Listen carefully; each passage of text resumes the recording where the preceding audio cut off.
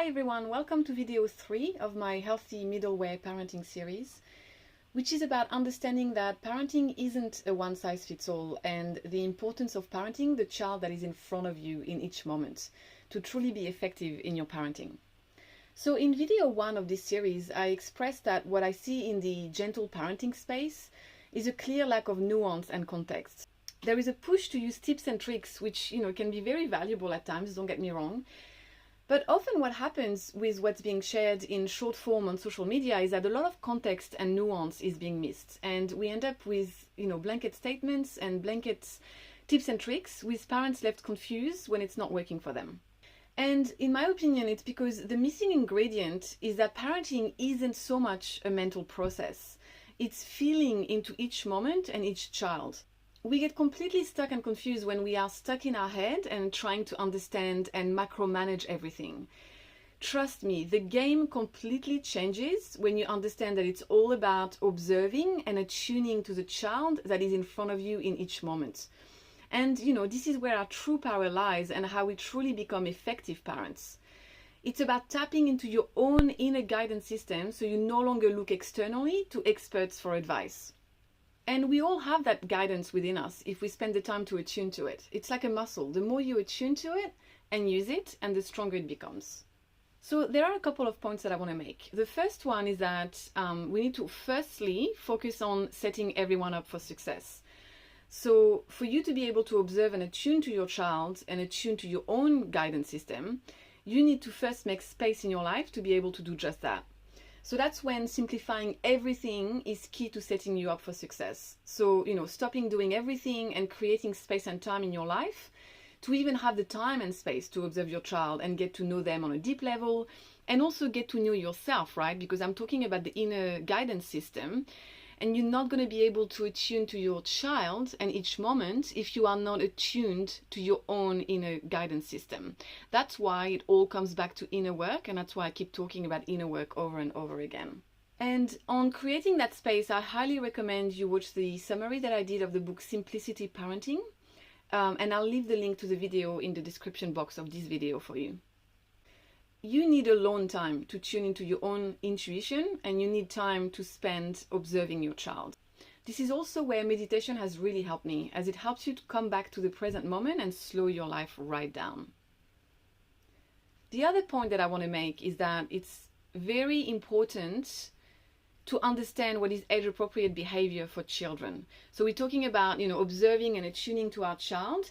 A big ingredient is to actually understand what is age-appropriate behavior, and that's why I have a whole playlist summarizing books, giving you the behavior that's appropriate for each age.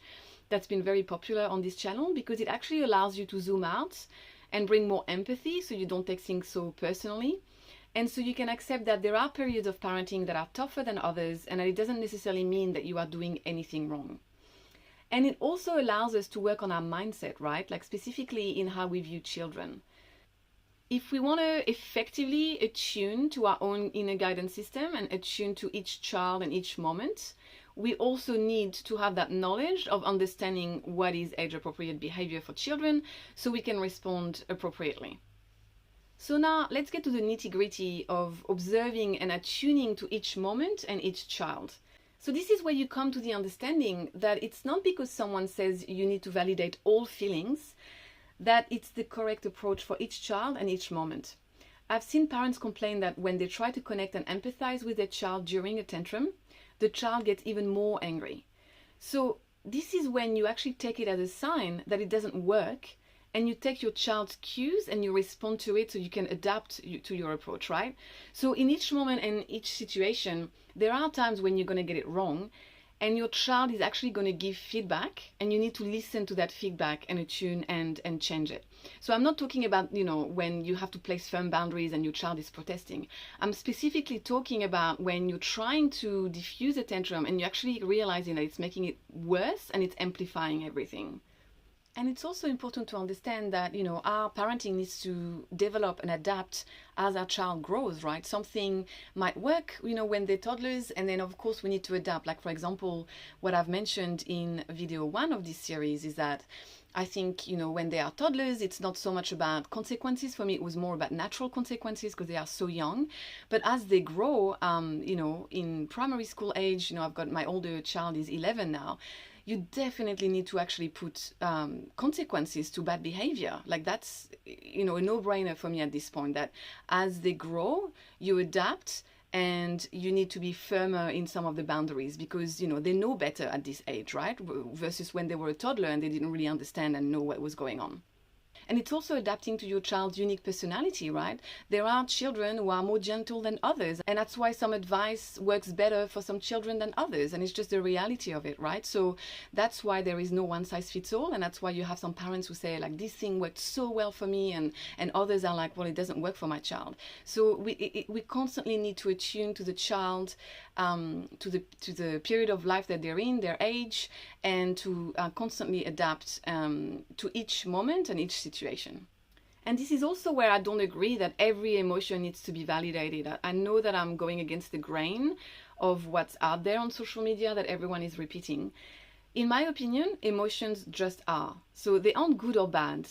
But I know for myself in the past, I've felt emotions that actually weren't valid with the situation because that emotion was based on a faulty perception. So it's actually my mindset that had to be worked on in that particular situation.